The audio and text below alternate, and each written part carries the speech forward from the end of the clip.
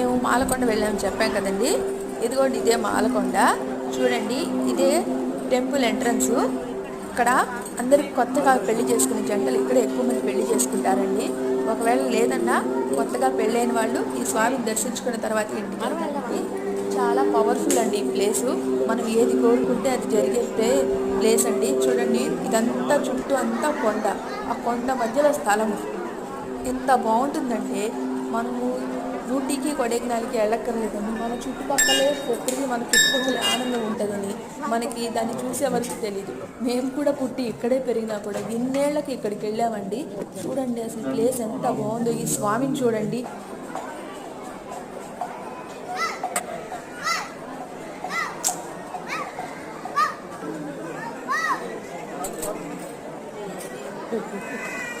Pero